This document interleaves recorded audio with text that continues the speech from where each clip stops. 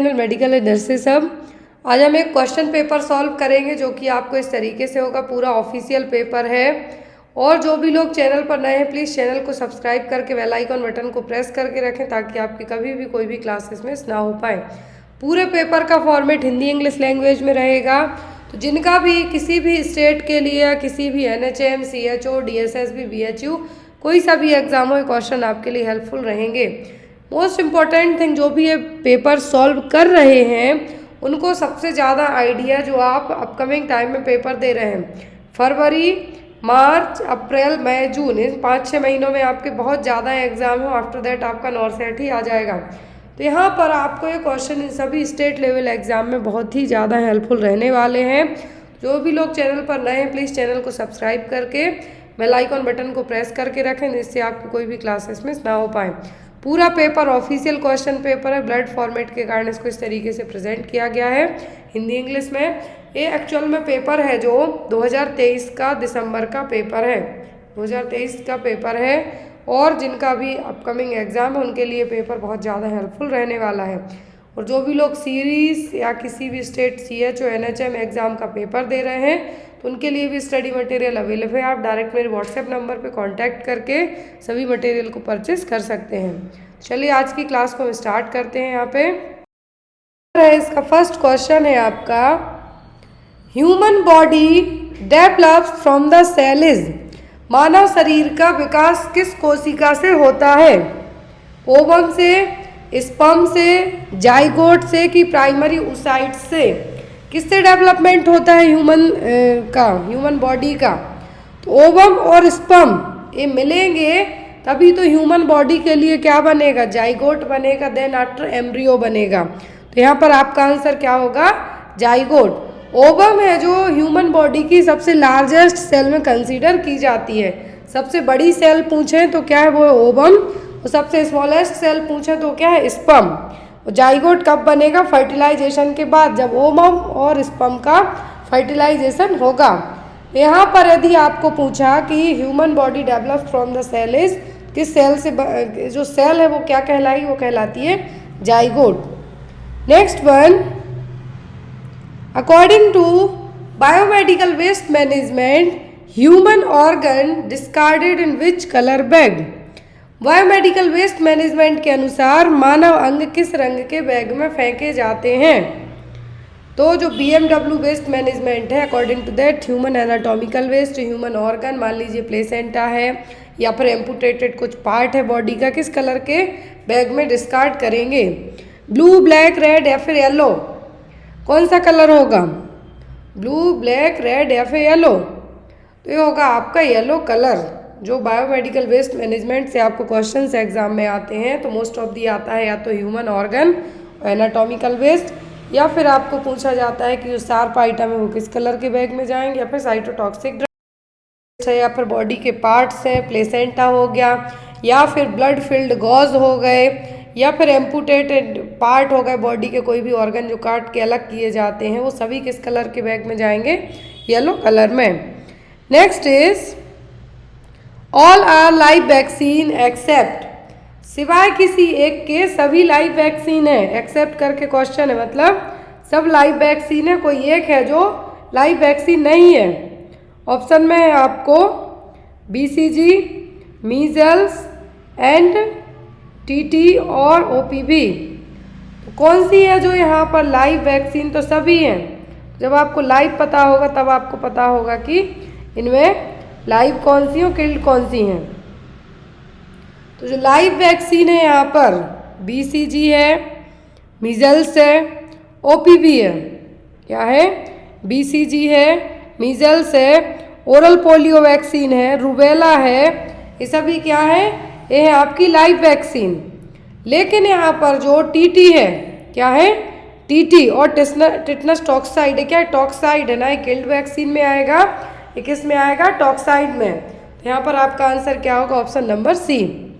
Next one, Maslow's hierarchy of needs theory is called, जो Maslow की hierarchy needs theory है, triangle shape की theory है, तो यहाँ पर थ्योरी किसके लिए है, मास्लो के आवश्यकता पदानुक्रम सिद्धांत को क्या कहा जाता है?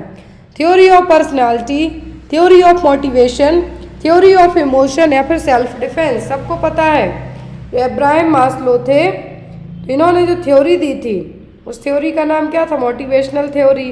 क्या नाम था? Motivational theory. तो यहाँ पर आपका आंसर क्या होगा? Theory of motivation.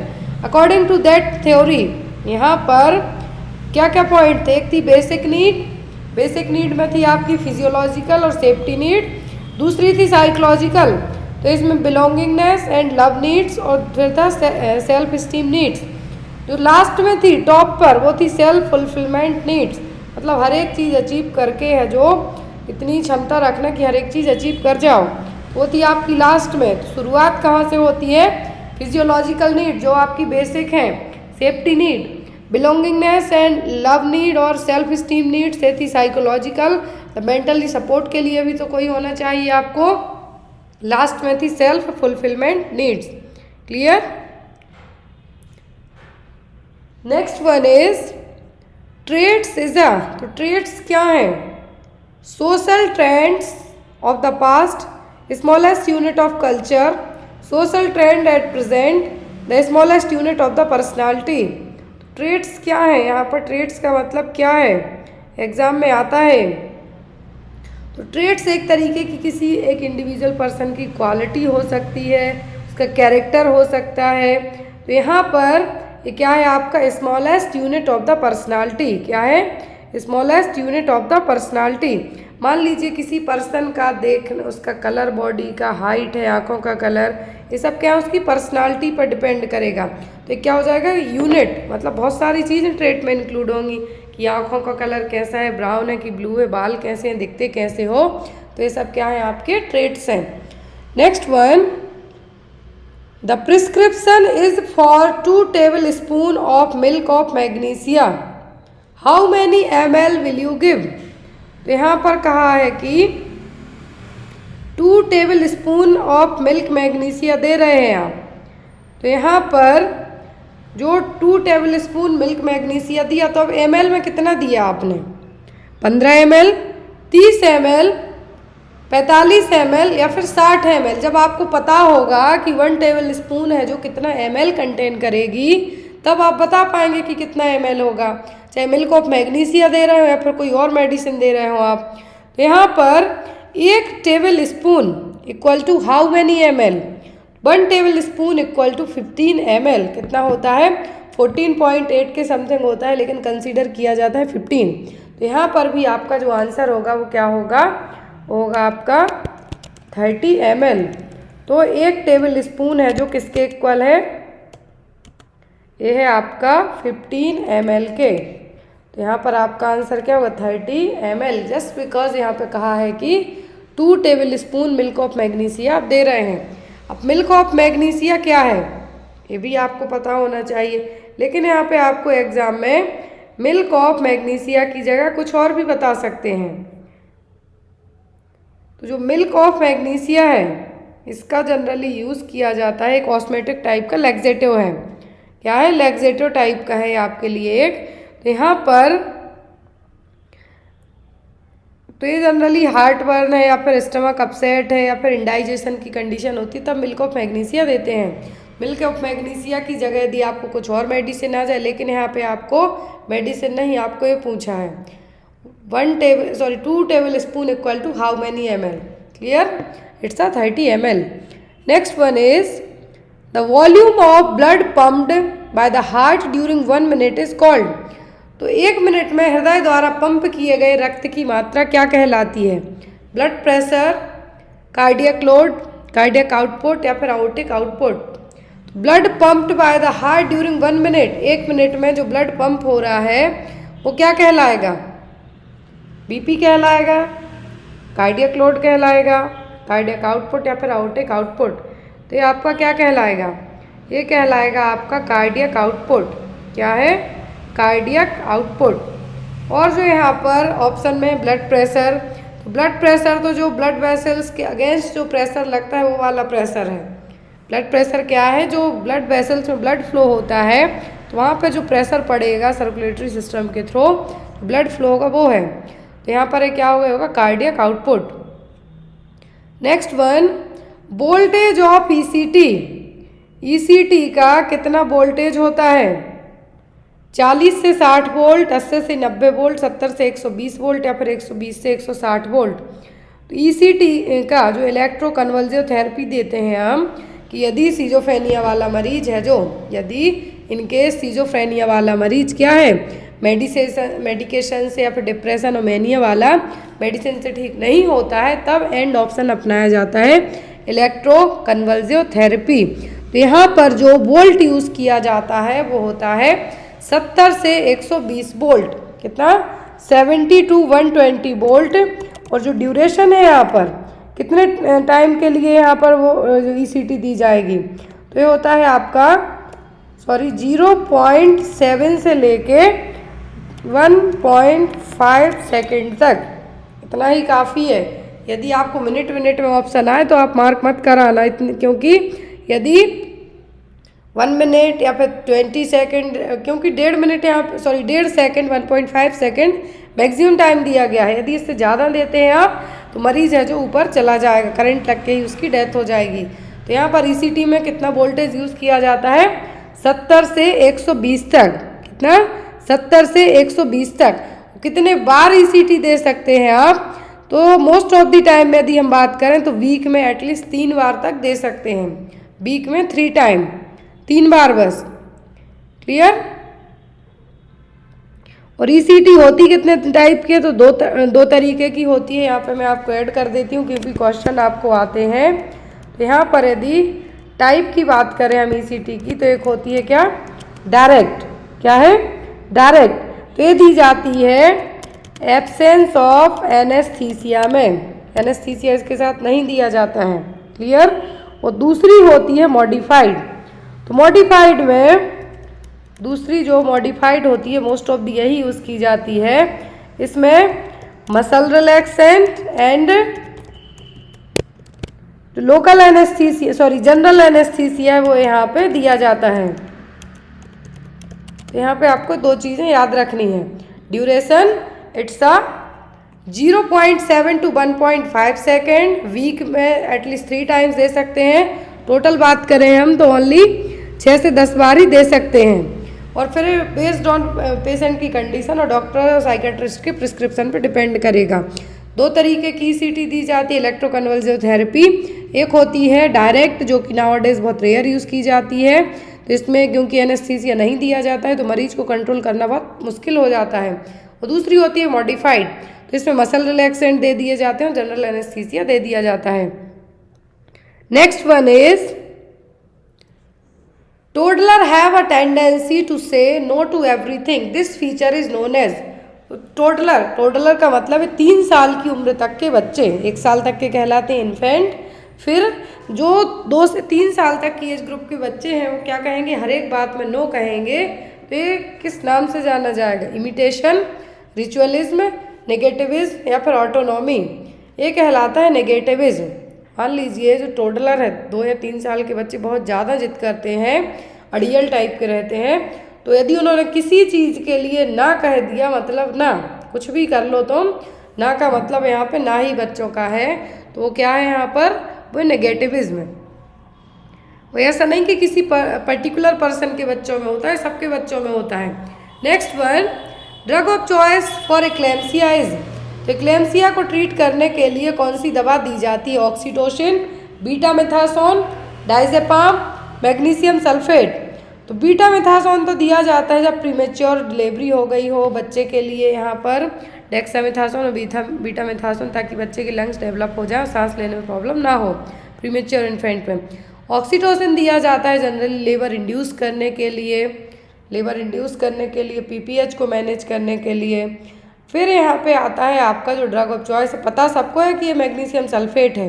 ये एग्जाम में आपको आता है कि एक्लेम्सिया के लिए जो ड्रग ऑफ चॉइस है वो क्या है? वो है यहाँ पर मैग्नीशियम सल्फेट। एक और आपको क्वेश्चन आता है एग्जाम में कि एक्लेम्सिया और प्री एक्लेम्सिया के बीच का डिफरेंस।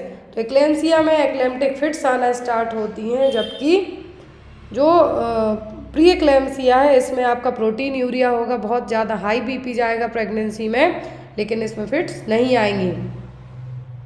अब मैग्नीशियम सल्फेट का यदि यदि यहाँ पर एंटीडोट की हम बात करें,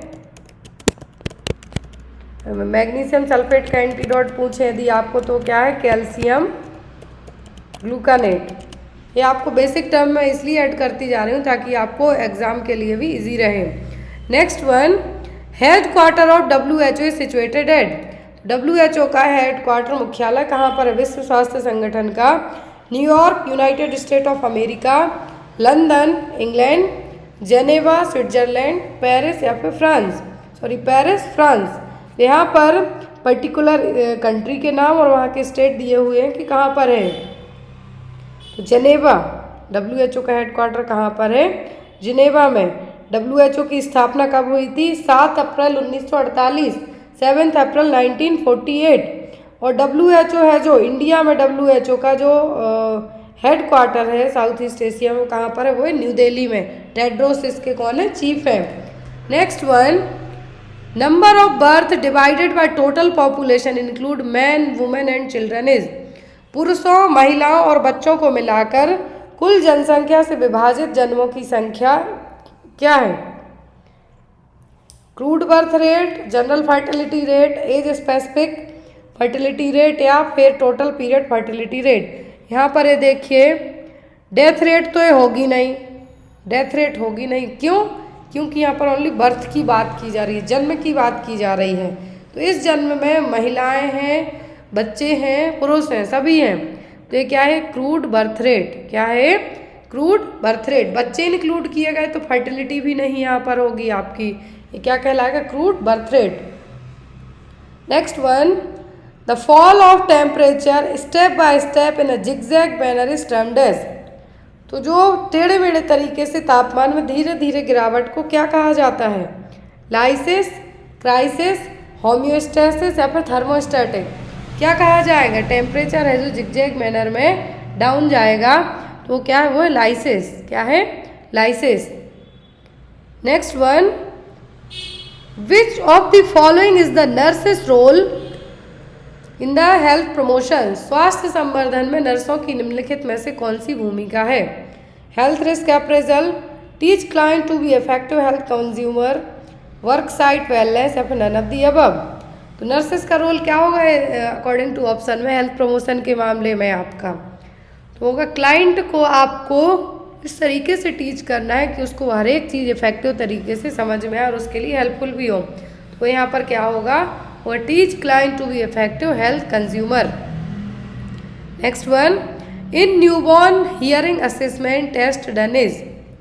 तो न्यूबॉर्न नवजात शिशु में श्रवण मूल्यांकन परीक्षण कैसे किया जाता है? कौन सा परीक्षण है जो किया जाएगा? ऑप्शन में है यहाँ पर BERA, brain stem evoked response audiometry, tuning fork test, audiometer test या bone conduction test. BERA test use किया जाता है कि एवरेज हियरिंग थ्रेशोल्ड वैल्यू है जो बच्चे के कान में भेजी जाएगी, स्पेशली न्यूबॉर्न या फिर बच्चों में किया जाता है, बड़ों में उतना ज़्यादा नहीं है। तो रिलायबल बहुत है, लेकिन ये क्या है? टाइम कंज्यूमिंग टेस्ट भी है और ये बच्चों के लिए चेक किया जाता है। तो यहाँ पर बेरा टेस्ट है जो most of the newborn babies हो गए जिन बच्चों को सुनाई नहीं देता है, और ये पता करने के लिए कि फ्यूचर में इनको सुनाई देगा या नहीं, तो उस सिचुएशन को चेक करने के लिए क्या किया जाता है? Brain stem evoked response audiometry. Exam में फुल फॉर्म भी इसका आ सकता है आपको। तो बेरा हियरिंग टेस्ट क्या है? बेरा हियरिंग टेस्ट है जो कि एक स्क्रीनिंग टेस्ट है। यहाँ पर जनरली कोक्लियर में जो आपका सुनने वाला पार्ट है, सुनने में हेल्प करता है कोक्लियर पार्ट, तो वहाँ पर आपको टेस्टिंग की जाएगी कि यहाँ से जो ऑन कंडक्शन के बाद जो भी आपका साउंड वेव जाती हैं सही से पहुँच के साउंड आपको क्यों नहीं सुनाई दे रहा, वो चीज़ चेक करने के लिए टेस्ट किया जाएगा। नेक्स्ट वन है यहाँ पर, which one of the following vitamin helps in wound healing. तो निम्नलिखित में से कौन सा विटामिन घाव भरने में मदद करता है? विटामिन ए, बी, सी या फिर डी। कौन सा विटामिन वुंड हीलिंग में हेल्प करेगा? तो वो होता है vitamin C. Next one, esprit de corps refers to. तो एस्प्रिट दी क्रॉप्स का क्या मतलब है? Sense of achievement, sense of humour, sense of belongingness या फिर sense of morality. Esprit de corps का मतलब होता है यहाँ पर सेंस ऑफ बिलोंगिंगनेस। क्या है? सेंस ऑफ बिलोंगिंगनेस, किसी भी चीज़ से अपने आप को जुड़ा हुआ फील करना। Next one is the type of evaluation where the students perform is compared with the set of objective is referred as। Type of evaluation है, क्या है? टाइप ऑफ इवैल्यूएशन है जहाँ पे क्या किया जा रहा है? कंपेयर किया जा रहा है। मूल्यांकन का वह प्रकार जहाँ छात्र के प्रदर्शन की तुलना कोई टारगेट सेट करके की जाती है उसे क्या कहेंगे आप? Criterion referred evaluation, norm referred evaluation, qualitative evaluation या फिर क्वांटिटेटिव इवैल्यूएशन। कौन सा इवैल्यूएशन है जहाँ पर किसी भी स्टूडेंट का, किसी भी बच्चे का परफॉर्मेंस है वो उसके जो टारगेट सेट किया गया है, एम सेट किया गया है, उसके अकॉर्डिंग किया जाता है, तो क्राइटेरिया रिफर्ड इवैल्यूएशन। क्योंकि यहाँ पर एक क्राइटेरिया भी रखा गया है कि जो एक टारगेट रखा गया है आपको, वो एम आपको कंप्लीट करना, उसके लिए जो टेस्ट वगैरह कराए जाएं तो क्या है? Criteria referred evaluation. Next one, movement of body part towards the body's mid line is termed as. शरीर के मध्य रेखा की ओर शरीर के अंगों की गति को क्या कहा जाता है?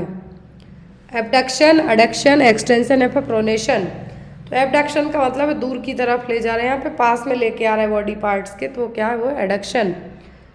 Next one, appropriate nursing intervention boggy uterus is. उचित नर्सिंग हस्तक्षेप दलदली गर्भाशय है, बॉगी यूट्रस है यदि, क्या है जो इंटरवेंशन होगा आपका? Elevates mother leg, encourage to void, massage the fundus या फिर एक्सप्रेस द क्लॉट्स। तो बॉगी यूट्रस है यदि, तो क्या करेंगे आप? फंडल मसाज करेंगे। क्या करेंगे?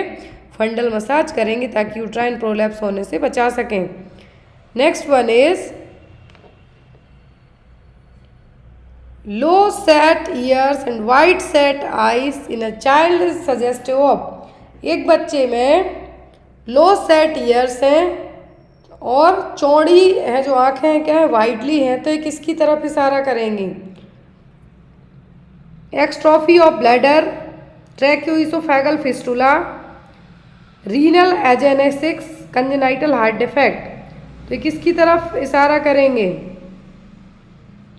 ये कहलाएगा आपका रीनल एजेनेक्स, जो कि एक या फिर दोनों किडनी क्या रहेंगी? यहाँ पर एब्सेंट रहेंगी। क्या होंगी? रीनल एजेनेक्स एक ऐसी कंडीशन है जिसमें एक या फिर दोनों kidney at the time of birth से क्या रहेंगी? एब्सेंस ऑफ वन और बोथ किडनी। क्या है? एब्सेंस ऑफ वन और बोथ किडनी। तो ये कंडीशन देखने को किसमें मिलेगी? लो set ear and wide set eyes, जो कि रीनल एजेनिक्स है। किडनी जनरली 5 से 5th वीक और 12th वीक में फीटल लाइफ में डेवलप होती हैं, लेकिन 13th वीक से 13वें वीक से क्या करती हैं? नॉर्मली अपना जो बच्चे में क्या करना स्टार्ट करती हैं? यूरिन, जो फीटस है उसमें यूरिन बनाना स्टार्ट कर देती हैं। लेकिन जब यही ये क्या रहें? एब्सेंट रहें या तो बिल्कुल प्रॉपरली डेवलप ही ना हो पाए, तो ये क्या कहलाता है? Renal agenesis. Next one, in X-ray the heart of child with tetralogy of Fallot. X-ray में फैलेट के टेरेटोलॉजी वाले बच्चे का हृदय कैसा होगा? कौन से? बूट शेप, पी शेप या फिर एप्पल शेप। तो यहाँ पर टेरेटोलॉजी ऑफ फैलेट में बच्चे का हार्ट कैसा दिखाई देगा? एक्सरे होगा तो होगा बूट शेप्ड का। Next one, which of the following drug is use treatment of mania. उन्माद के उपचार में निम्नलिखित में से कौन सी दवा उपयोग की जाती है? एमिट्रिप्टिलिन, सेरेटालिन, पैक्टिन या फिर लिथियम। सेरेटालिन तो यूज़ की जाती है डिप्रेशन वालों में, ये होगी यहाँ पर क्या? लिथियम। ड्रग ऑफ चॉइस क्या होती है? वालप्रेट और lithium. Next is which of the following is an intervention for patient with chronic obstructive pulmonary disease. COPD वाले मरीज में क्या इंटरवेंशन देखने को मिलेगा? Pursued lip breathing, chronic steroid therapy, high flow oxygen, high carbohydrate diet. तो COPD वाले मरीज में क्या इंटरवेंशन होगा? तो होगा पर्स्ड लिप ब्रीदिंग। क्या होगा? Pursed lip breathing. Next is injection of a drug directly into joints is termed as. किसी दवा को सीधे जोड़ों में इंजेक्ट करना क्या कहलाता है? Intra articular, intra arterial, intra ossicular या फिर इंट्रा मेड्यूलरी, क्या कहलाएगा? जिस मेडिसिन को डायरेक्ट है जो क्या करना है आपको जॉइंट्स में इंजेक्ट करना है तो वो इंट्रा आर्टिकुलर, क्या है? Intra articular. इंट्रा ओसियस इंजेक्शन का मतलब है कि जो सीधे बोन मैरो में लगाए जाते हो, कहाँ पर? बोन मैरो में। नेक्स्ट वन, लर्निंग मीन्स, सीखने का मतलब क्या है? Acquisition of skill, acquisition of knowledge, modification of behaviour which result from practice and experience या फिर एनी चेंजेस इन बिहेवियर। तो लर्निंग का मतलब क्या होता है? कुछ सीखना। सीखने का अर्थ है कि कुछ प्रैक्टिस और अपने एक्सपीरियंस से सीखना। तो क्या होगा? Modification of behaviour which result from practice and experience. Next one, Mycobacterium tuberculosis was discovered by. तो ट्यूबरक्लोसिस का जो बैक्टीरिया है माइकोबैक्टीरियम ट्यूबरक्लोसिस, इसकी खोज किसने की थी? Robert Koch, Louis Pasteur, Albert Neisser या कार्लो हर्वानी। तो माइकोबैक्टीरियम ट्यूबरक्लोसिस की खोज किसने की थी? रॉबर्ट कोच ने। Next is which organ is the power house of cell.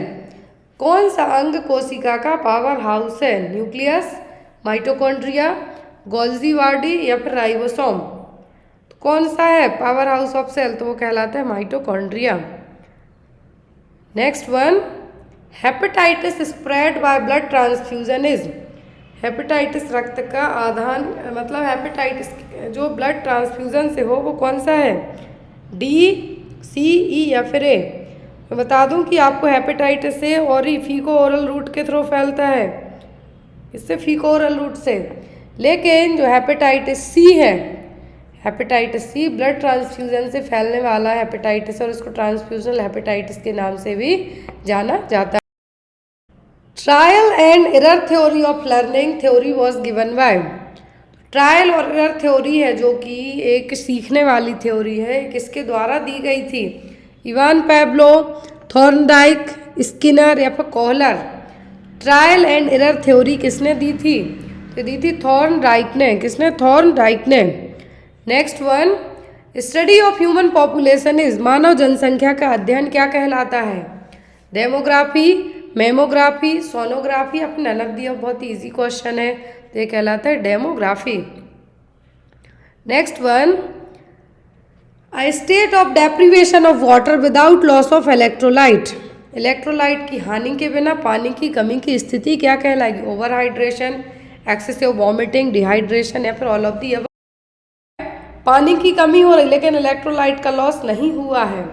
Over hydration का मतलब है तो कि ज़्यादा आपकी बॉडी में पानी का भी होना और इलेक्ट्रोलाइट्स का भी। एक्सेसिव वॉमिटिंग मतलब बहुत ज़्यादा वॉमिटिंग होगी तो यहाँ पर इलेक्ट्रोलाइट का लॉस होगा, तो ये भी नहीं होगा। ये क्या कहलाएगा आपका? डिहाइड्रेशन, कि पानी की कमी हो रही लेकिन इलेक्ट्रोलाइट ज्यों के त्यों हैं।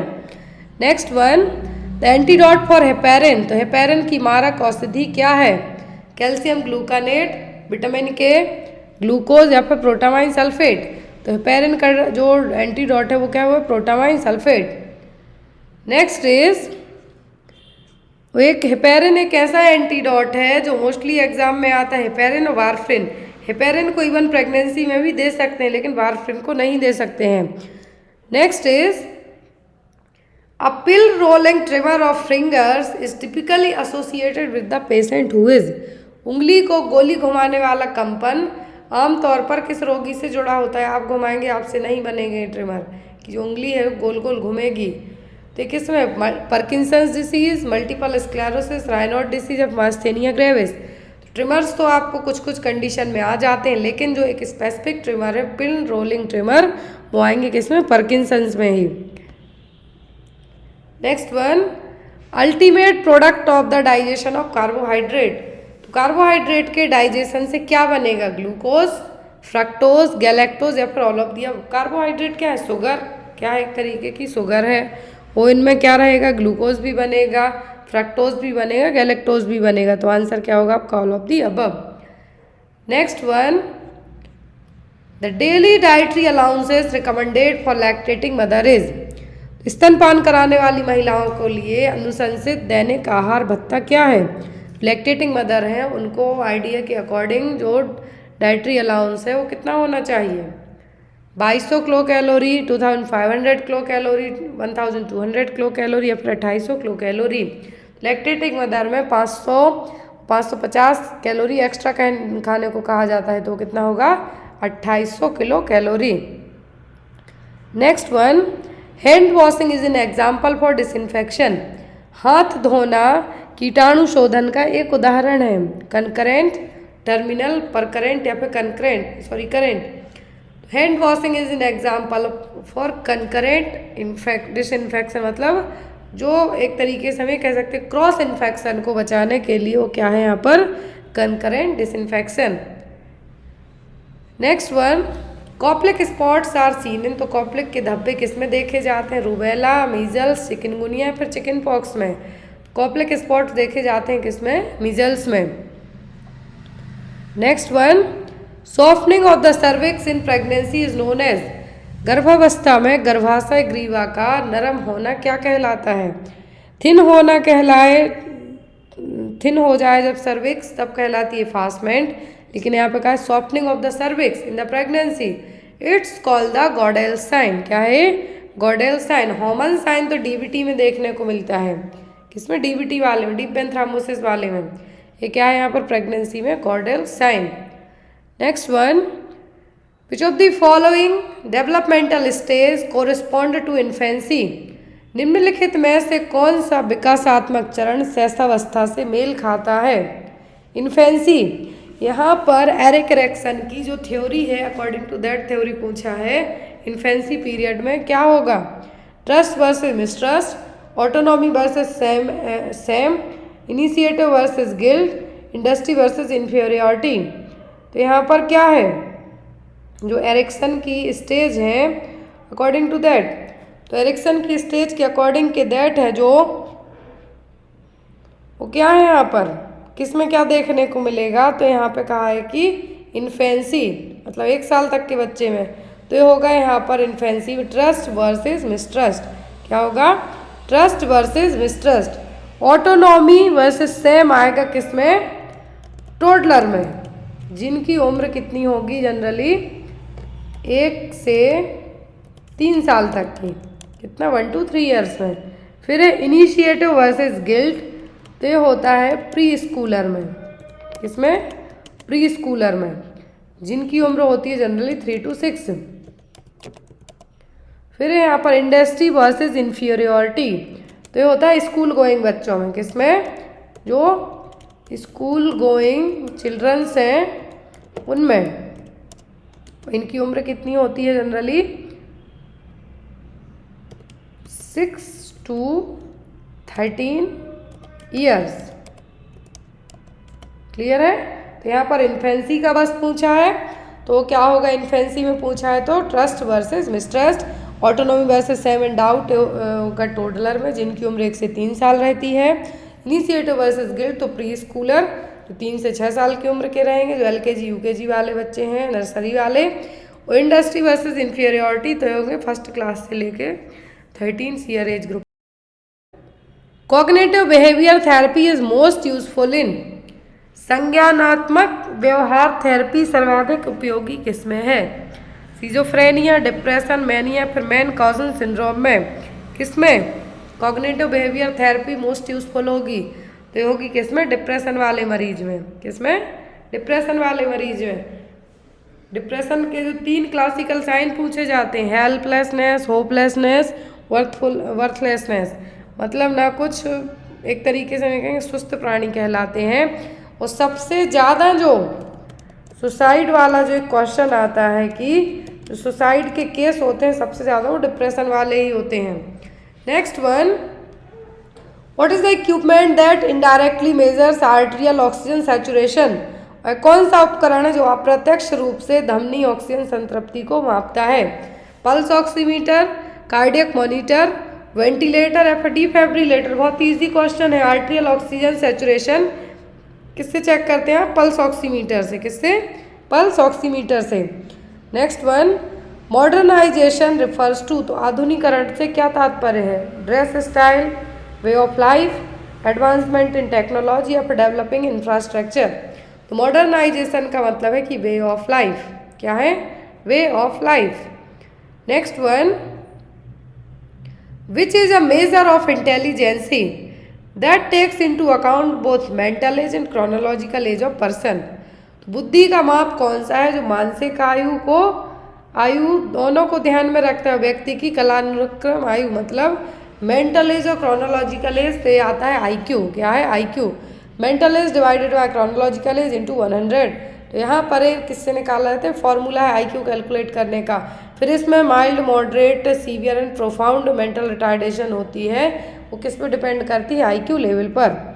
Next one, intelligence quotient. Next is the most common cause of urinary tract infection.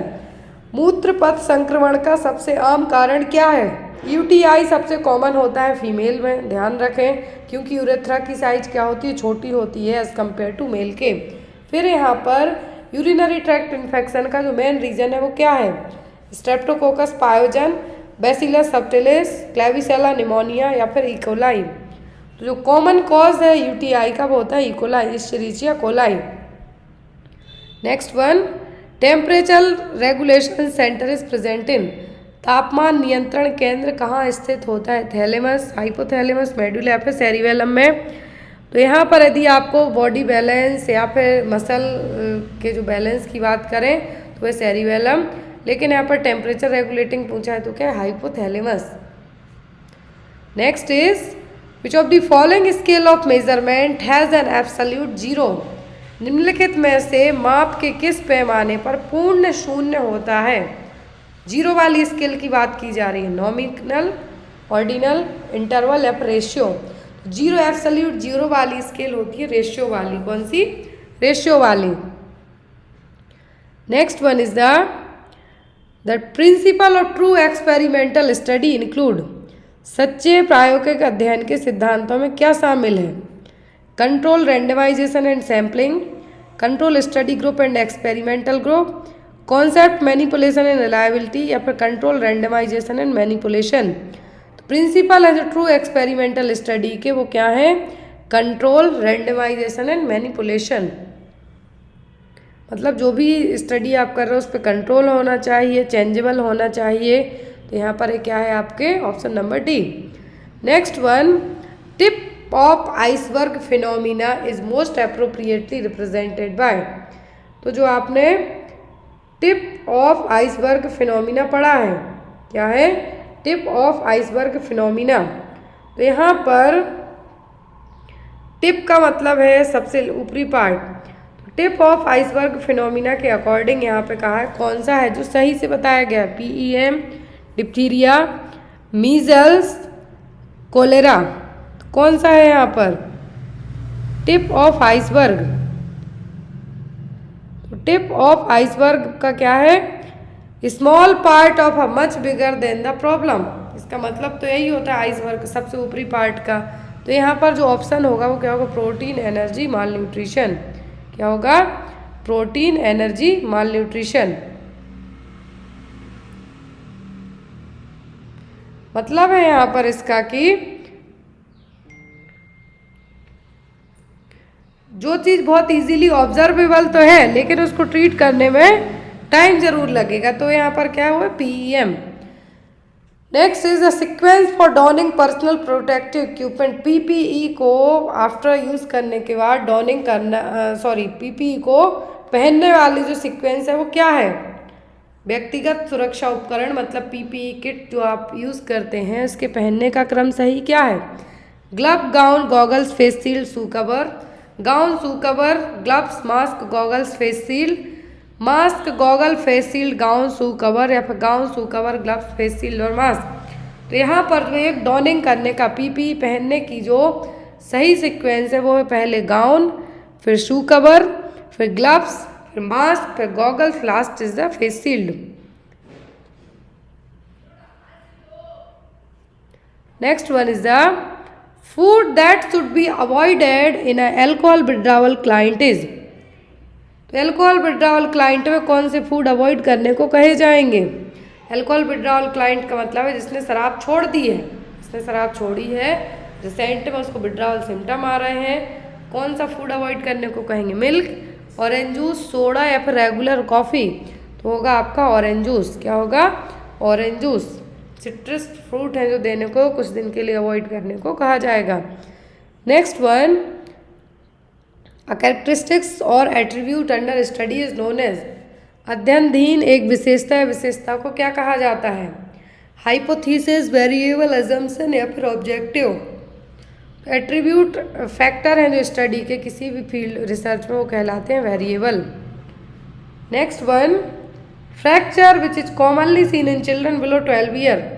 12 वर्ष से कम उम्र के बच्चों में आमतौर पर कौन सा फ्रैक्चर देखा जाता है? इम्पैक्टेड, कंपाउंड, ग्रीन स्टिक या फिर कॉम्प्लिकेटेड?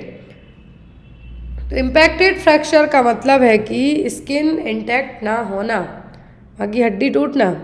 ग्रीन स्टिक का मतलब है हड्डी बेंड होना। मोस्ट ऑफ दी जो लॉन्ग बोन्स होती हैं बच्चों में वो सबसे ज़्यादा ग्रीन स्टिक, जैसे आप लकड़ी तोड़ेंगे तो एक साइड से पार्ट बेंड रहेगा और एक साइड चटका टूट जाएगा, तो क्या है यहाँ पर? Green stick fracture. Next one, nurse ask the client to read the Snellen chart, which of the following nerve is tested. तो यहाँ पर नर्स पेशेंट से स्नेलन चार्ट पढ़ने को कहती है, तो इसमें से कौन सी तंत्रिका का परीक्षण किया जा रहा है? ऑप्टिक, ऑल्फैक्टरी, ऑक्यूलोमोटर या फिर ट्रैक्लियर? तो यहाँ पर देखने के लिए Snellen chart visual acuity check करने के लिए यूज होगा। तो यहाँ पर जो विजन के लिए कौन सी नर्व रिस्पॉन्सिबल है? तो है ऑप्टिक नर्व। तो वही नर्व है जो यहाँ पे चेक की जा रही है। Next one, the term state in drug administration means that the medication should be given.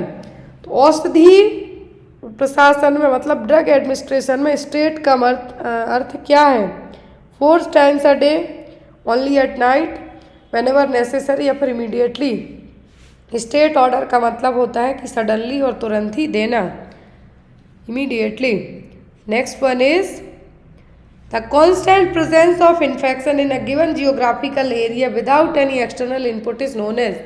किसी दिए गए भौगोलिक क्षेत्र में बिना किसी बाहरी इनपुट के संक्रमण की निरंतर उपस्थिति को क्या कहा जाता है? एपिडेमिक, एंडेमिक, पेंडेमिक या फिर स्पोरेडिक? तो ये कहलाता है एंडेमिक। क्या है? ये endemic. Next one, golden colour of amniotic fluid is seen in. तो एमनियोटिक फ्लूइड कैसा होता है? पेल स्ट्रॉ कलर का होगा, लेकिन एक गोल्डन सुनहरा हो जाए तो क्या है? RH incompatibility, fetal death, fetal distress या फिर पोस्ट मैच्योरिटी? कौन से कलर का होगा? तो गोल्डन कलर का है, मतलब कैसा है? RH इनकम्पेटिबिलिटी प्रेजेंट है। Next one, chromosome pattern in down syndrome. तो डाउन सिंड्रोम में क्रोमोसोम का पैटर्न कैसा होगा? ट्राइसोमी 13, 21, 22 या फिर 23? तो सबको पता है डाउन सिंड्रोम में क्या होगा? ट्रायोसोमी 21।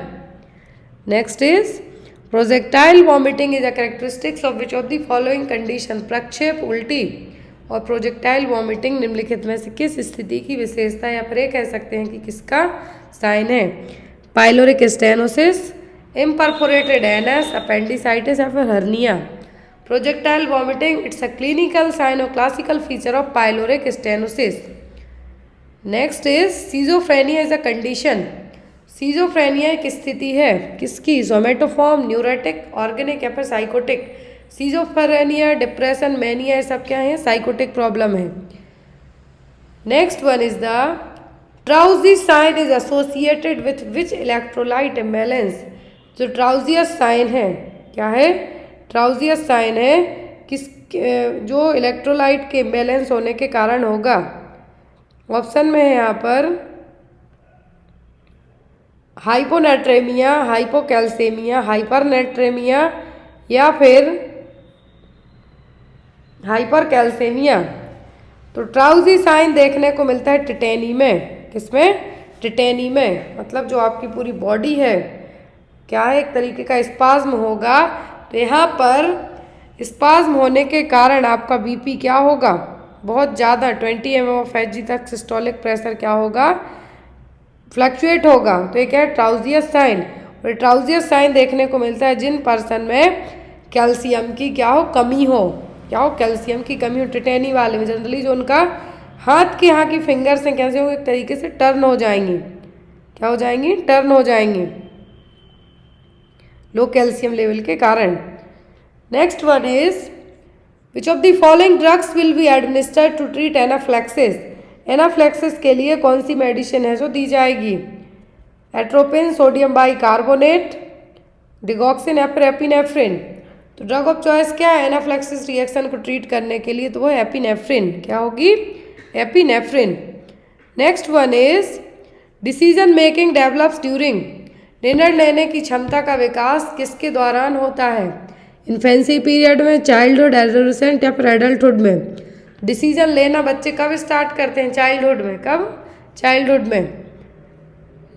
Next one is the empathy involve. सहानुभूति शामिल है।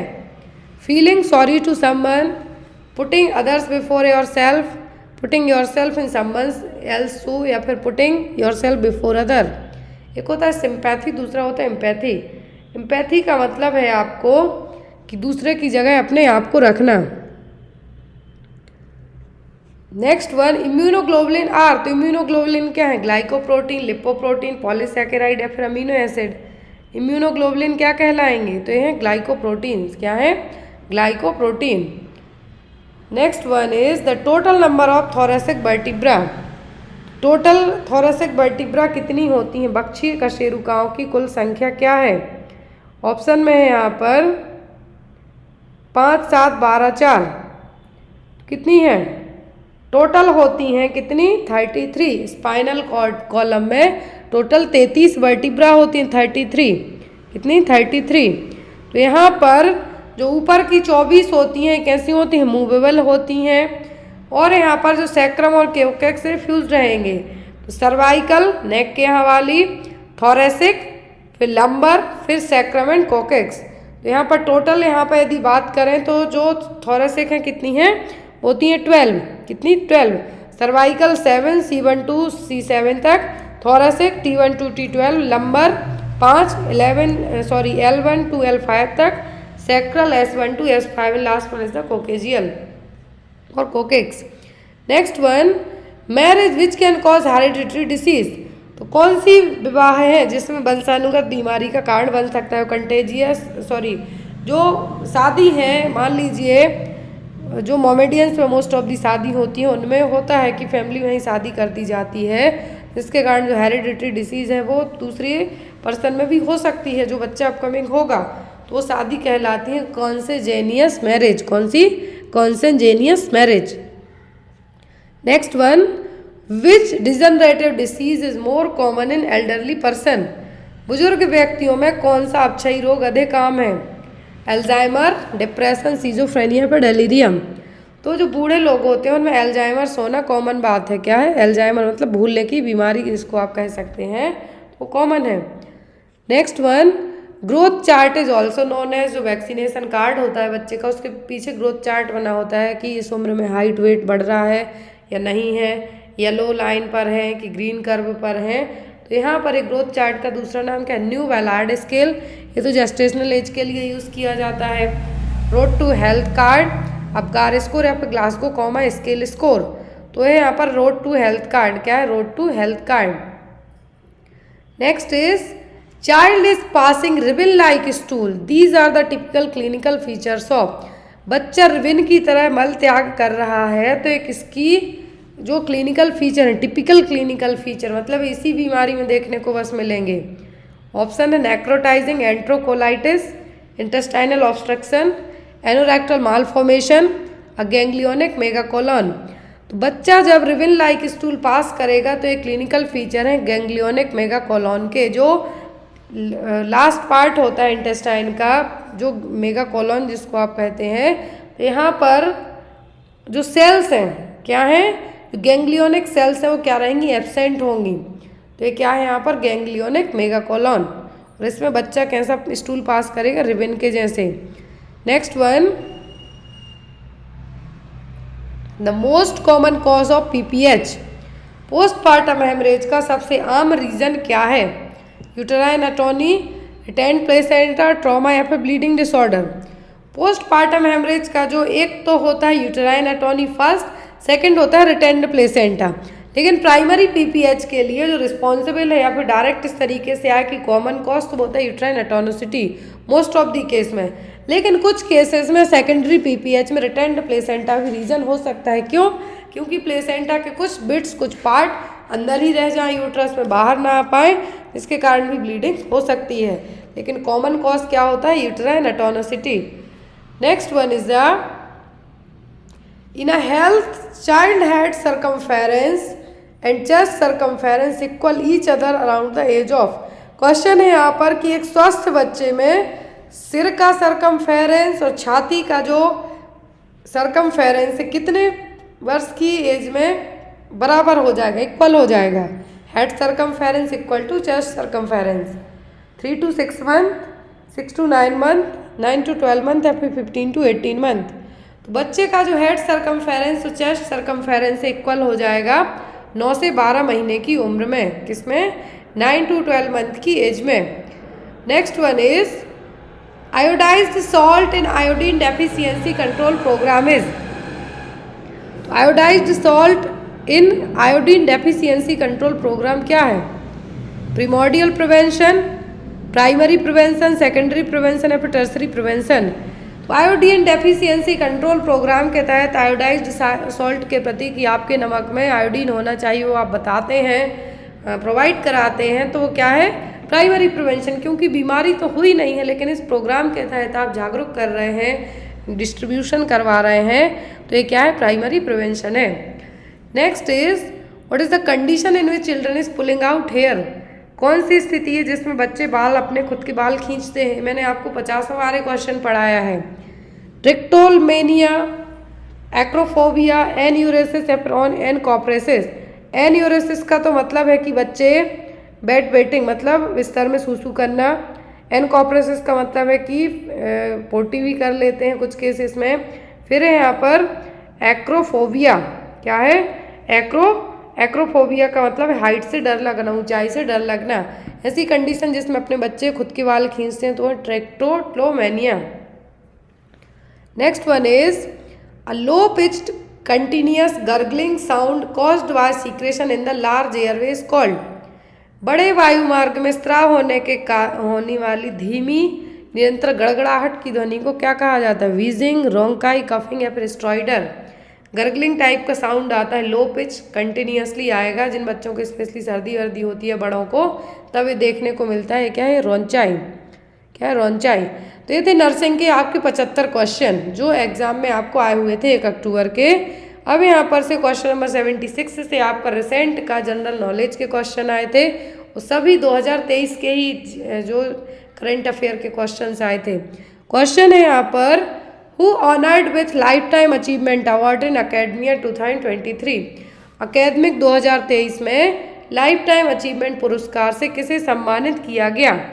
नजमा अख्तर, दीपक डे, राजेंद्र सिंह पवार या फिर कत्ता नरसिम्हा रेड्डी। किसके लिए इस अवार्ड से दिया गया? लाइफ टाइम अचीवमेंट अवार्ड से।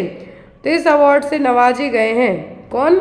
नजमा अख्तर, इंडियन अकेडमिक और एकेडमिक एडमिनिस्ट्रेटर हैं। 2019 से वाइस चांसलर हैं जामिया मिलिया इस्लामिया इंडियन यूनिवर्सिटी की। तो ये कौन है? नजमा अख्तर, जिनको लाइफ टाइम अचीवमेंट अवार्ड से सम्मानित किया गया है। Next is who appointed as Singapore president in 2023। तो 2023 में सिंगापुर के राष्ट्रपति के तौर पर किसे नियुक्त किया गया है? JY Pillai, Tony Tan, Tharman Shanmugaratnam या फिर SR नाथन। किसको अपॉइंट किया गया है सिंगापुर के राष्ट्रपति के तौर पर? तो वो थर्मन। कौन है? Tharman. Next one is Hindi Diwas was declared by which prime minister of India. Hindi Diwas की घोषणा भारत के किस प्रधानमंत्री के द्वारा की गई थी? ऑप्शन में है नरेंद्र मोदी, पंडित जवाहरलाल नेहरू, गुलजारी लाल नंदा या लाल बहादुर शास्त्री। तो हिंदी दिवस की जो स्थापना की गई थी, पहली बार हिंदी दिवस मनाया था 14 सितंबर को, और किसके द्वारा किया गया था? पंडित जवाहरलाल नेहरू के द्वारा। Next is clinches Indonesian masters title 2023 in badminton. Badminton में इंडोनेशियाई मास्टर्स खिताब 2023 किसने जीता है? किरण जॉर्ज, मिथुन मंजुनाथ, श्रीकांत या फिर प्रणय ने। किसने जीता है अवार्ड? तो ये जीता है किसने? किरण जॉर्ज ने। किसने जीता है? इंडियन बैडमिंटन प्लेयर हैं जिन्होंने 2023 में क्लिंच इंडोनेशियन मास्टर्स खिताब अपने नाम किया है। Next one is who is the CEO and MD of ICICI bank? ICICI bank के CEO और MD कौन है? शशिधर जगदीशन, संदीप बख्शी, प्रशांत कुमार या फिर दिनेश कुमार खारा? ICICI बैंक के CEO, चीफ एग्जीक्यूटिव ऑफिसर और मैनेजिंग डायरेक्टर हैं Sandeep Bakhshi. Next one is what is the full form of PM अभीम? तो PM अभीम योजना है जो क्या है? PM अभीम स्कीम है और योजना है। इसका पूरा नाम क्या है? इसका पूरा नाम है PM Ayushman Bharat health infrastructure mission. तो जो हेल्थ इंफ्रास्ट्रक्चर सर्विलेंस और हेल्थ रिसर्च है अर्बन रूरल एरिया में, इसके लिए स्कीम लाई गई है। क्या नाम है इसका? PM Ayushman Bharat health infrastructure mission, जो कि 2021 में मोदी जी के द्वारा लॉन्च की गई थी। बनारस में 2021 में मोदी जी ने इसको लॉन्च किया था। Next one is which company has introduce the world's first car that can run fully on alternative fuel ethanol and is equipped with flex fuel engine? किस कंपनी ने दुनिया की पहली कार पेश की है जो पूरी तरह से वैकल्पिक ईंधन एथेनॉल पर चल सकती है, फ्लेक्स फ्यूल इंजन से लैस है? फोर्ड, टोयोटा, निसान या फिर टाटा मोटर्स ने? तो विश्व की पहली ऐसी कार जो इथेनॉल फ्यूल से चलेगी वो होगी टोयोटा के द्वारा बनाई गई। Next one, name of the rover Chandrayaan-3. तो ये नॉरसैट में भी आया था, आपको लैंडर पूछा था नॉरसैट में विक्रम। तो यहाँ पर रोवर का नाम क्या है चंद्रयान-3 के? तो है प्रज्ञान। क्या है? Pragyan. Next one, who has recently inaugurated Amrita Patel centre of public health in Gujarat? तो अमृता पटेल सेंटर का इनाग्रेशन है जो Amrita Patel centre of public health का इनाग्रेशन गुजरात में किसने किया? ऋषिकेश पटेल, मनसुख मांडविया, CM भूपेंद्र पटेल या फिर मनोज अग्रवाल ने? तो इसका उद्घाटन किया गया था मनसुख मांडविया के द्वारा, जो कि यूनियन हेल्थ मिनिस्टर हैं। Next one, national institute of industrial engineering become the IIM of India. राष्ट्रीय औद्योगिक इंजीनियर संस्थान भारत का कौन सा IIM बन गया है? 20, 21, 22 या फिर 25? तो ये रैंक मिली है 21वीं। जो national institute of industrial engineering है भारत का 21वें नंबर का IIM बन गया है। Next one, Maya OS is a new operating system developed by two protect it's computer system for cyber attacks. Maya OS अपना कंप्यूटर सिस्टम को साइबर हमलों से बचाने के लिए किसके द्वारा एक नया ऑपरेटिंग सिस्टम बनाया गया? माया OS किसने बनाया है? Government of Gujarat, RBI, IRDAI या फिर यूनियन मिनिस्ट्री ऑफ डिफेंस ने? तो ये बनाया है यूनियन मिनिस्ट्री ऑफ डिफेंस में। नाउअडेज साइबर अटैक के कारण बहुत सारी प्रॉब्लम्स होती हैं, उससे निपटने के लिए अपना खुद का OS बनाया है किसने? यूनियन मिनिस्ट्री ऑफ डिफेंस ने।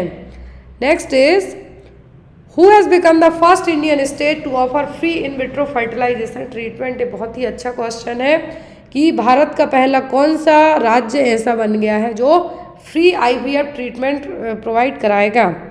गुजरात, केरला, कर्नाटक या फिर गोवा? तो ये करने वाला इंडिया का जो एक ओनली लौता स्टेट है वो है गोवा। यदि जातिगत जनगणना की बात करें हम, कास्ट सेंसस की, तो वो किया है किसने? बिहार ने। इस तरीके के क्वेश्चन आ सकते हैं। यदि यहाँ पे तो IVF का कहा है कि कास्ट जो सेंसस किया है अभी रिसेंट में, तो फर्स्ट स्टेट बन गया है क्या? बिहार। ये वो किसने की है? वो की है बिहार ने, जिसमें सबसे ज़्यादा परसेंट में कौन है? यादव। और फ्री IVF प्रोवाइड कराने वाला भारत का पहला राज्य कौन है? वो है Goa. Next one, launched a new global initiative on digital health supported by the G20 presidency. तो G20 प्रेसिडेंसी द्वारा समर्थित डिजिटल स्वास्थ्य पर एक नई वैश्विक पहल शुरू किसने की है? WHO, सिद्धा, यूनेस्को या फिर UNDP?